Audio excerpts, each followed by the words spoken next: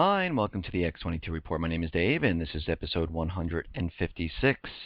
And today's date is September 6, 2013. The title of this episode is No Vote from Congress, High Probability of a False Flag. And I've been talking about this a lot in my previous episodes. And if we do see that Congress actually listens to the people, we could see some type of false flag where they blame the attack on Syria or Iran, and this will enable the president to bypass everything and just declare a war on his own.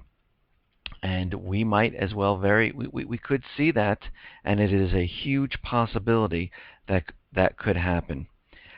Before I get started, I just want to welcome all the new listeners who have been subscribing on YouTube and people who have come to the X22 Report site. And for those people who are new, just to let you know, if you like to hear these before I post them onto YouTube, they are in audio files on the site, right on the home page. You just scroll down a little bit, hit the arrow, and it will start playing. Or you can download the MP3 to your iPad, your phone, or to your computer. The other things that I have on the site, I have the timeline of the economic collapse, and that's the tab up top called Economic Collapse. And during the day, I update Sentinel alerts, and I put my little comment on the alerts. But let's get started with the economic collapse news. And we're seeing out in Spain that the Spain industrial output falls for the 23rd consecutive month. What we're seeing out there is the production of durable consumer goods, such as like cars and home appliances, plunged by 10.5%. And, just because Merkel and the officials in the Eurozone are telling you that Europe is recovering, we can see different evidence that it is not. Unemployment is very, very high out in Europe. And we're seeing high unemployment in Cyprus. We're seeing high unemployment in Greece. Spain has very high unemployment. Those who are aged from 16 to 24, the jobless rate stands at 55%. And for the overall unemployment rate there is around 27%. And this is being seen in many different countries in Europe. It's just not Spain. We're seeing high unemployment in France. We're seeing high unemployment in Italy. And overall, I think it's for 4 months in a row now, the unemployment for the Eurozone is at 12.1%. And they're looking now at the fourth quarter of this year that they're now predicting things are not going to get better. They're going to get worse. And they're using the propaganda to convince everyone that things are improving. And they're especially doing this here in America. Now, India is really hurting. Their currency is falling, and they're looking now at temples, and they want them to disclose what type of gold reserves they have at this point, because they might end up confiscating this gold here in India. And Poland, while everything was going on with Syria, people were looking at Greece, people were looking at Cyprus, Poland confiscated half of private pension funds to cut sovereign debt load. And this happened on Wednesday. The Prime Minister, Donald Tusk, said private funds within the state guaranteed system would have their bond holdings transferred to a state pension vehicle, but keep their equity holdings. The funds would effectively be left with only the equity portions of their assets, and even this will be depleted in the future. And this also goes on to say that the end result, the Polish Pension Funds organization said the changes may be unconstitutional because the government is taking private assets away from them without offering any compensation. This may lead to the private pension system shutting down. And Jim Rogers, I believe, was out there saying this is going to happen in the U.S. We see this happening in Detroit. And we are going to start to see this throughout the country, because when the collapse hits, they're going to go after the pensions. There's going to be bail-ins on the banks. There are going to be bank holidays where people can't get their money, just like in Cyprus. Capital controls are still in effect in Cyprus. That has not changed. Ireland, we see now that they're coming out of their bailout, but they're looking for 10 billion euros to have as an insurance policy for unforeseen international crisis. Do they see something happening that they're not telling us? But this is a very odd thing to do at this point. It's like having an overdraft on your bank just in case you have no more funds in your account and you still need to write checks. But today, the unemployment results came out, and of course, just like every single other time, the unemployment numbers went down by 1%, by 0.1%, I should say. And right now, the government, the Fed, are making it seem like the economy is getting better. Because you have to remember, the people see these numbers. They see, oh, look, it went from 7.4% to 7.3%. Oh, look, housing is up. Oh, look, the headlines say retailers are giving deep discounts and retailer sales are up. What the people are seeing is the propaganda that everything is getting better. But you have to understand, but the actual unemployed rate is really went from 11.2% to 11.4%. If we use the calculation prior to 1994, we're really close to 24%. But they don't want you to see that. They want you to see what they're trying to show you. They do not count the people that have no longer that are no longer looking for work because they've just given up because there's just no jobs. They are counting people who went from let's say, an $80,000 full-time job to a part-time job making $22,000 or $30,000. That person is now employed. But of course, that person lost their house. That person can't make their bill payments. But guess what? They still count as being employed. And we also have to look at the quality of these jobs that they're talking about. Here, we're looking at 44,000 jobs added in the retail trade. Well, that counts for all that part-time work. Plus, a lot of these companies now are making their full-time, full hours go to part-time job and part-time hours because of Obamacare. We see that 43,000 jobs were added to education and health, 27,000 to leisure and hospitality, 17,000 to government, and 13,000 to temp help services. So I don't see manufacturing, because we are losing manufacturing jobs every single day, and the jobs that we're adding, again, are service-oriented positions. So when they talk about the jobs, this is complete propaganda for a buildup of the tapering that's going to happen this fall. Now, when I say the tapering that's going to happen, what I mean is they're going to present it like they are going to taper, but in reality they're not going to, because they're going to say that the economy, look at this, the unemployment by that time might be 7.1% or whatever it will be. We're getting close to that 6.7 that we're trying to get to.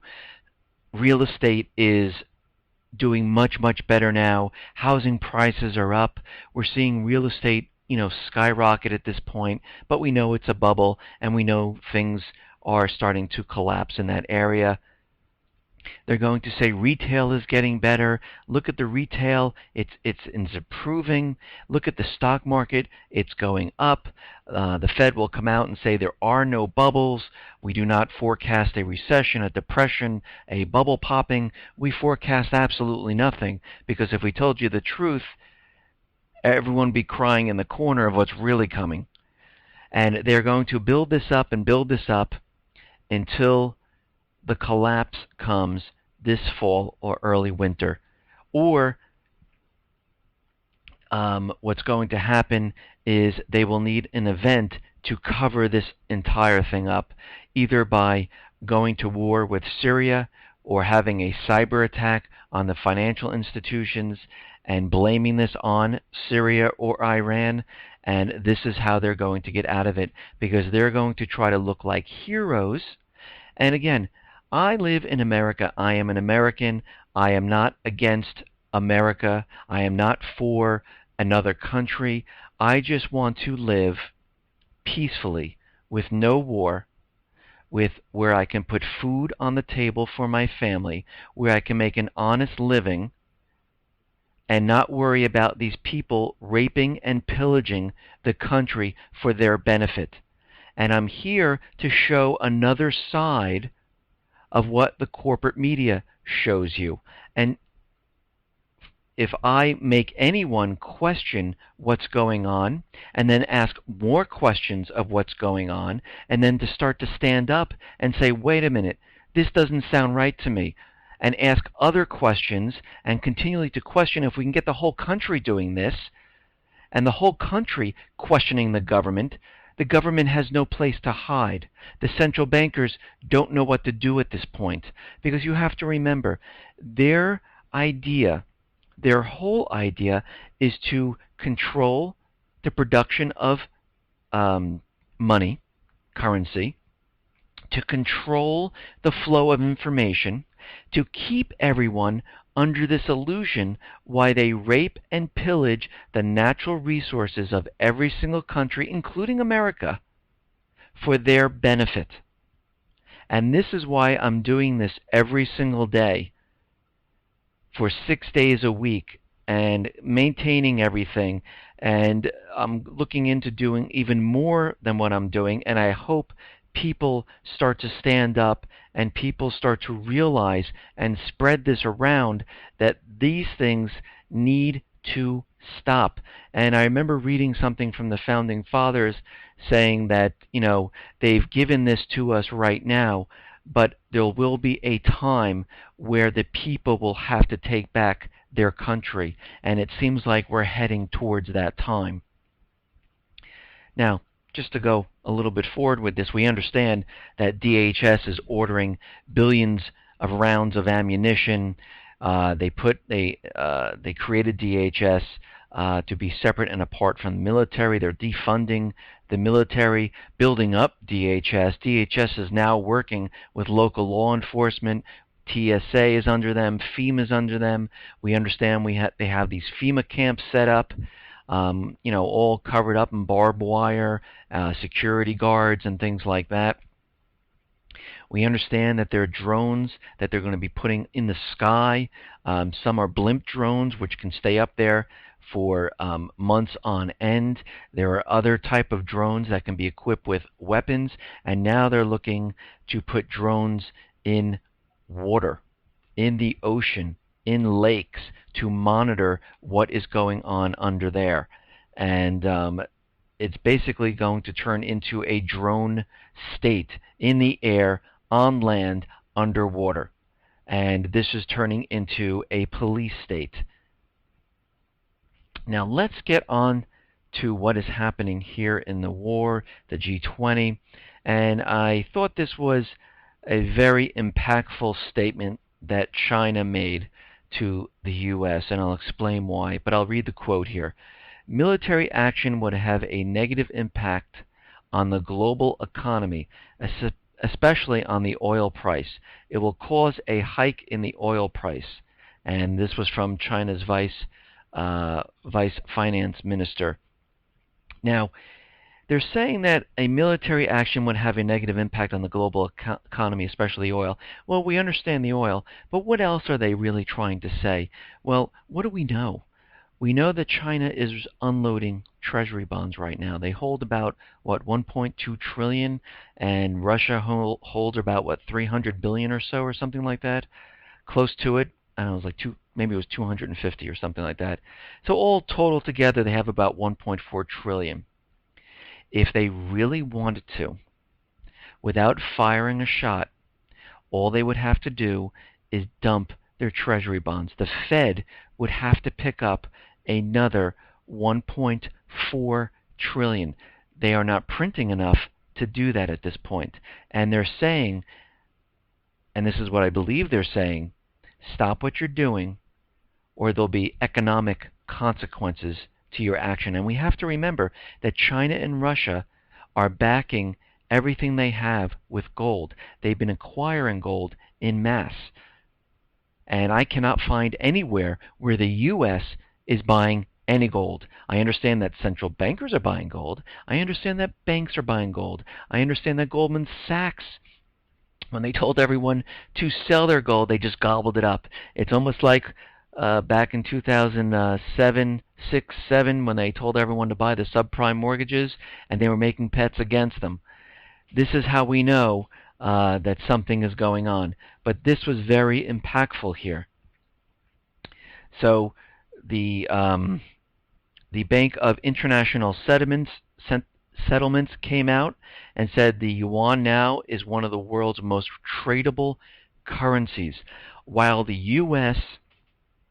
is maintaining the U.S. dollar as the reserve currency by force, using drone attacks, killing innocent women and children, holding every single country hostage to use the U.S. dollar as the reserve currency by military force, by invading other countries, which eventually they will do with Syria and Iran, to put them back on the U.S. dollar as the reserve currency. China and Russia are making deals because they understand what is going to happen in the future. Believe me, I wish this would all go away, and when the Congress votes no, the U.S. packs up the ships, turns them around, sends them home, and we have no other dealings with Syria, the Middle East, and we start caring what goes on here in America. But my biggest worry is that is not going to happen. My biggest worry is they will take it to the next level. My biggest worry is that World War III will eventually start because they will keep pushing until they get their way. Now, there is a proposal in the Senate which is going to give Assad, there are 2 senators that are doing this, 45 days to sign a chemical weapons ban. And what they're saying is they want him to sign an international chemical weapons ban or face all elements of the U.S. military power. And the failure of Assad to sign and comply with this bill that they're putting together demonstrates a disregard of international norms of the use of chemical weapons. And if they do not comply within the 45 days, the U.S. will then go ahead and enact the resolution and invade Syria. Well, I see this playing out so many different ways, and it's making, to me, if I was Assad, signing this makes it seem like he's guilty that he used chemical weapons, so I don't know if he'll sign this. If he doesn't sign this, in 45 days the U.S. is going in no matter what because he didn't sign it. And they also could say, let's say he breaks down and he does sign this. All they have to do is have another false flag event saying that, he signed it, he broke it, he used chemical weapons, and the United States gets to invade anyhow. I don't believe that this is going to work out at all. It seems like it's something where it's a no-win situation, and the U.S., no matter what, will invade Syria. Now, we know the Senate and the Congress come back on the 9th. What the news has been putting out there right now is the propaganda to make everyone believe that the Senate is voting yes for the strike in Syria. But this is just a Senate foreign Senate Foreign Committee that President Obama put together. It's a group of a couple of senators, and they are all looking to go to war. The rest of the Senate and the House do not come back into session until September 9th. So what did Dianne Feinstein do? She decided to put a montage together created by the CIA of a DVD of the chemical weapon strike in Syria. And she's going to pass this DVD out to all the House of Representatives and Senators to convince them to vote yes to strike and go to war with Syria. And again, the CIA funds Al Qaeda. The CIA created Al Qaeda. Al Qaeda are the rebels in Syria, which are the paid mercenaries, where the U.S. is paying them to overthrow Assad. So this DVD that they're handing out is showing one side of what they want them to see, and that is it. They're not giving any other arguments to any other sides or possibilities that it might not be Assad's government that did this, because it still makes no sense that Assad would invite the UN Security Council in to inspect their country for chemical weapon usage, and when they arrive, to use them at the same time and kill his own people right in front of the UN Security Council. Why in the world would you do that? It's almost like a bank robber having the police invite the police into the bank and say, now we're going to rob the bank. It makes no sense. Now, the Pentagon now is changing their strike parameters on Syria. They are expanding beyond the 50 or so major sites that they were part of the original target list. And the French forces, with Mr. Obama, are looking for approval to do this. And they are looking to use air strikes now. They're looking to use the Tomahawk cruise missiles. And they are looking again to get more NATO forces involved in this. And we also have to remember General Dempsey and other military officials have said to do this, they're going to need a lot of manpower and boots on the ground. There's already a report that was created in February of 2012 that said they're going to need about 75,000 military people to go into the country to maintain and control the country. And I understand that they want to hit the airfields in Syria, because this is one of the biggest problems, is that the Syria has a very strong air force, and to get the troops and the rebels to proceed further into Syria, it would be a tactical advantage to get rid of the Syrian Air Force and to hit their military airstrips. Now, Russia continually flexes its muscles, and it keeps putting the U.S. in check. They are sending a third Marine ship to Syria, and it is coming with a special cargo on board. And I do not know what that is. They did not say what it is. But we also understand that Chinese are sending a landing craft with 1,000 Marines headed towards Syria right now. And that should reach Syria, I believe, later today or tomorrow. The Turkey are reinforcing the Syrian borders with anti-aircraft guns, military units, and they are rocket launchers, tanks, and they are getting ready for some type of strike. The U.S. has just recently asked U.S. personnel in Lebanon, in Beirut, and southeast Turkey to evacuate. And usually what the elite, the globalists, the central bankers, the U.S. government, whatever you want to call them, they usually plan these things in advance. If they're telling U.S. personnel to leave, they are putting all the pieces into place to have some type of strike that is coming up.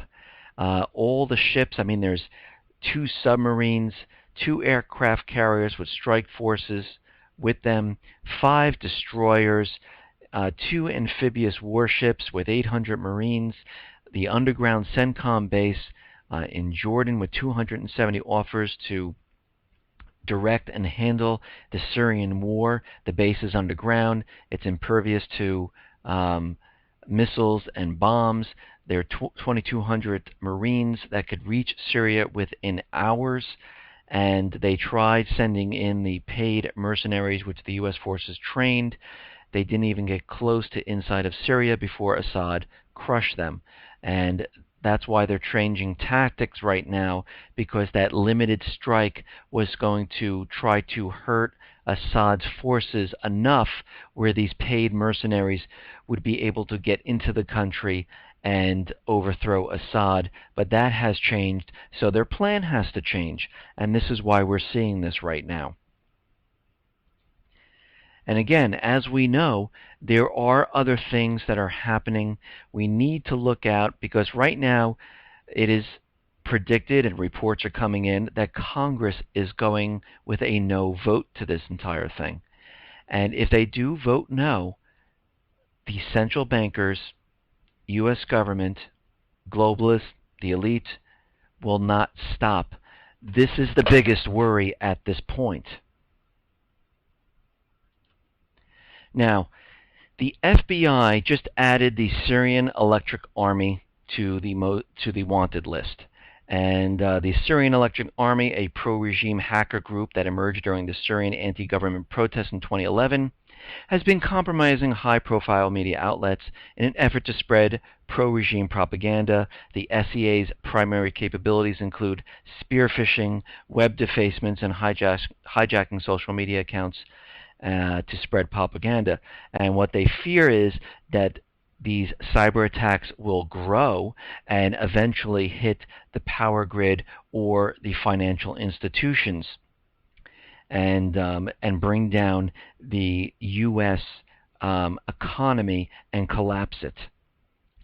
Now, there was another report saying that Iranians are preparing a terror campaign inside the U.S. And we understand that there was a nuke moved to the East Coast, and I believe there's Senator Graham is out there saying that there could be some type of nuclear false flag in South Carolina or so, somewhere around there. And this goes on to say that they could hit any place in America because they have forces already positioned, and the targets that they could be targeting are things like water utilities, electrical substations, and other potential targets to give the Guard the ability to quickly order a terror strike in our homeland. And they're saying that they have already positioned people inside the country to handle this. But then again, we also understand that there is a cyber attack threat, a private sector advisory issued by the FBI. There is also a Million Muslim March. Now, I don't know if there's going to be a million Muslims there, but there is a Million Muslim March on D.C. on 9/11. And to counteract the Million Muslim March, there is also a biker drive-in into D.C. And later this year, there's a power grid drill to test against cyber attacks and other attacks. And it seems like this is all starting to play into a huge false flag that is coming this fall. I mean, I don't know any other way to look at this time. And there is another report out there saying that Iran plots revenge if U.S. hits Syria. And this is coming from intercepted messages. They intercepted from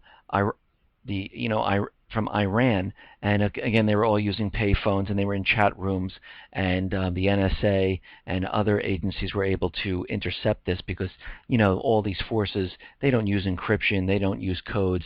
They just go out there and say, hey, listen, if this happens, we're going to strike someplace in the U.S.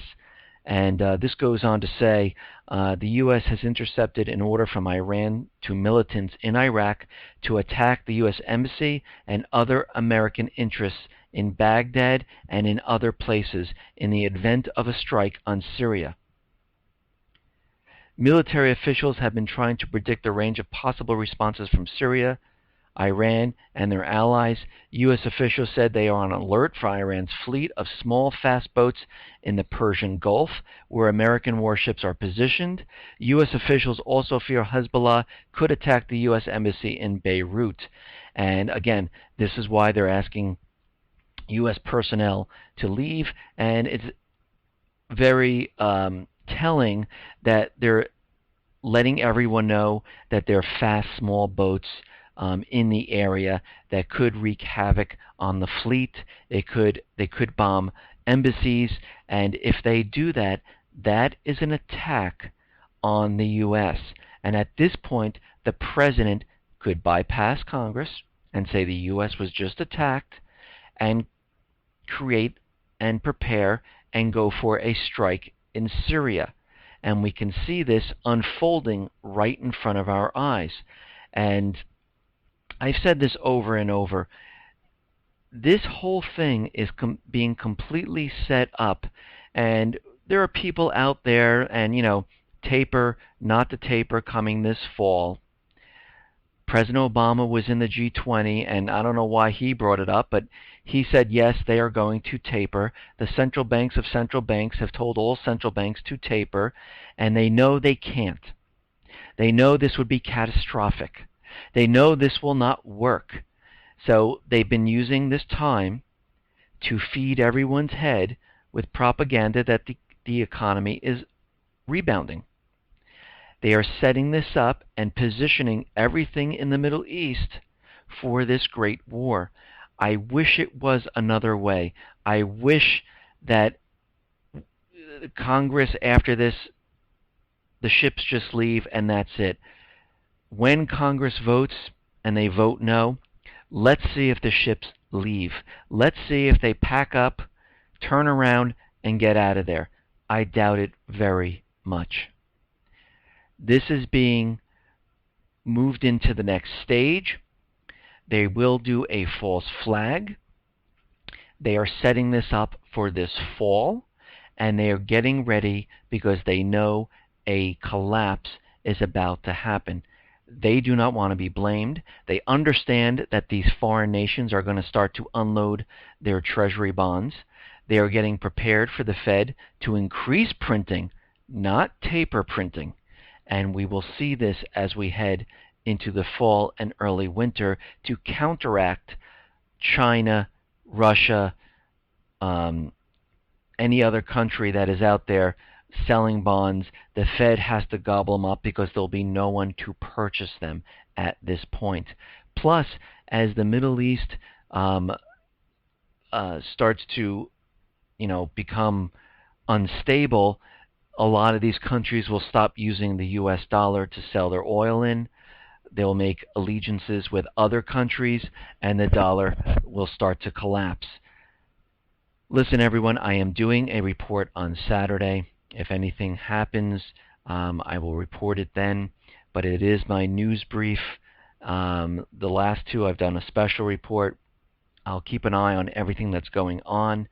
In the meantime, everyone should start to prepare for any type of an event that could happen. Listen, everyone, be well, be safe, and especially be prepared. Thanks a lot.